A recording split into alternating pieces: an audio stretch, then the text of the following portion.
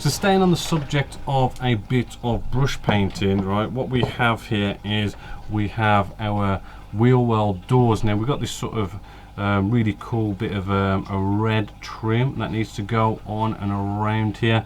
Now you're probably also thinking, why have I just glossed this and now I'm going to start painting? Why didn't I do all the painting and get all that out of the way and get it all glossed? Well, the gloss is really cool in the sense that gloss saves you work and sort of helps you with mistakes, which I'm going to show you in a sec. Right, so if you ever have a slip with the brush or any sort of brush stroke mistake, you know, we can clean it up because of the gloss. So for this, I mean, I do like to use my Citadel paints. Whenever it comes to any sort of brush painting, it is good to go for a brand that is designed for brush painting. A lot of these paints up here is all good for whacking in the airbrush and everything, but when it comes to a brush and paint, you know, using a proper branded brush painting paint is rather good. We've got Evil Sun's Scarlet here. This is by Citadel. I do like them. They are a good paint to have. I should probably show you the proper way of doing this really. What we can do is just get a nice blob of this right onto our palette, right, because when it comes to paint, you never really want to be going off and just dipping in, start painting. You always do kind of want to be going off and watering down your paints. Now Citadel paints, they are good for just plain and simply mixing with straight up water, most likely bottled water. Don't use tap water. Bottled water has like sort of less contaminants in it and all that kind of stuff.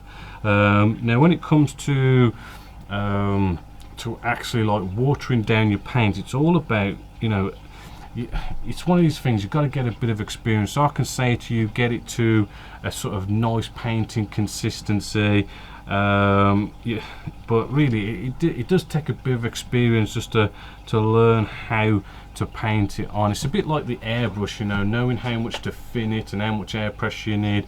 It's sort of the same thing. So what we can do is very carefully, we can take a part here that we're going to paint, and we don't want our paintbrush overloaded as well, so just brushing it along our palette just here, right, and at the same time I like to spin it just to keep the point on your bristles, right.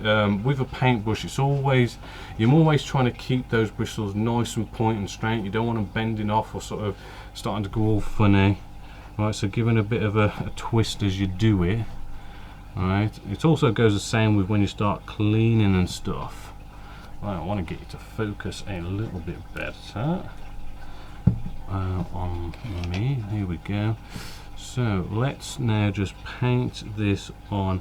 I find if you can sort of brush along, right along the edge in a nice sort of almost like a one brush stroke, you normally get them nice and straight.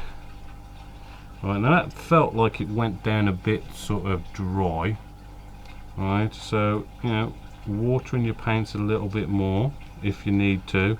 If you find that it's going down a bit thick, i.e. you're starting to see brush strokes or something like that, then obviously you want to have more water. Right, if it seems like it's very thin and you're getting no coverage hardly at all, you might want to sort of thicken your paint. But I mean, really 9 times out of 10 if you're having to come along and do a couple of coats to get your coverage up, you're normally sort of thinning down your paints rather well, and if you're not seeing any brush strokes when it sort of dries as well, that normally means you're doing a pretty sort of good job. So just keep that in mind, right? And I'm just sort of trying to brush along the edges, right, as careful as possible, and trying to do it in sort of nice straight long runs like that. You normally, if you try and sort of pick at it and sort of slowly sort of move along and stuff like that, it normally gets a bit less neat. Right, let's do this one here again, sort of starting at the start and just, you know, a sort of a nice straight, almost like one brush stroke across, and that normally gives you a nice straight edge. Alright, but as I say, I mean, there is a lot to do to this, and there's a lot of them to do, and you're probably going to do more, probably about 2 coats would probably do it. And then also we have our little edges here, you know, coming along and using the side of your brush just to get these edges all nice and neat as well is a good one. But as you could probably imagine, we're probably messing up the opposite side, which, as you can see, I have. And that's what all the gloss coats is about. Right, what we can do now is actually come along, get out a cotton wool bud, right, get out a cotton wool bud, maybe make it a little bit moist, a little bit in the water or something.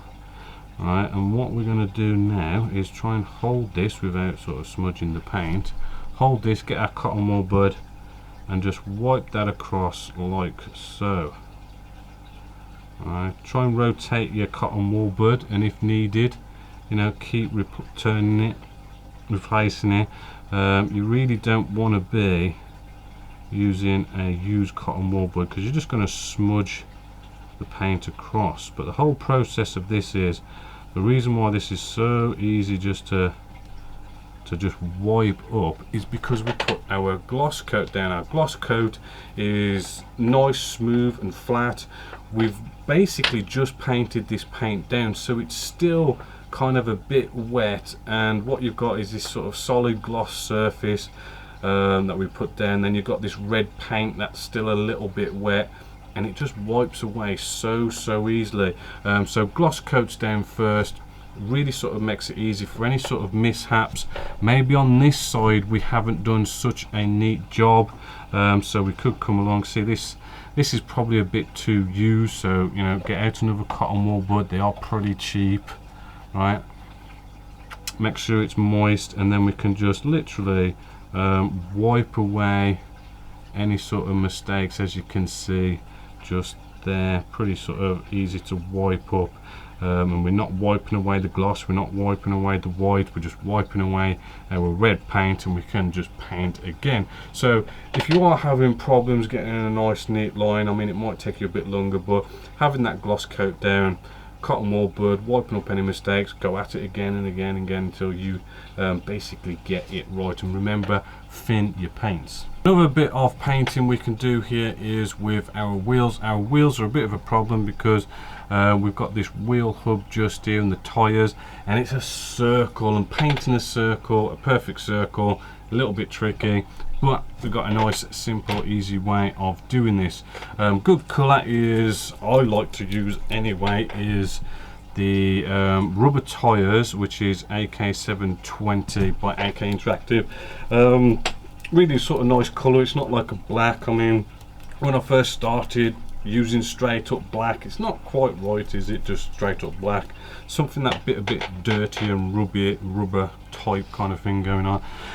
What we could do, get a palette, pour some of this just on there, and then it's different ways you can sort of go about it. We could use water, we could use thinners and stuff, but as a bit of a rule of thumb, getting a little bit of flow improver, if I can just find it here, a nice new pot of flow improver.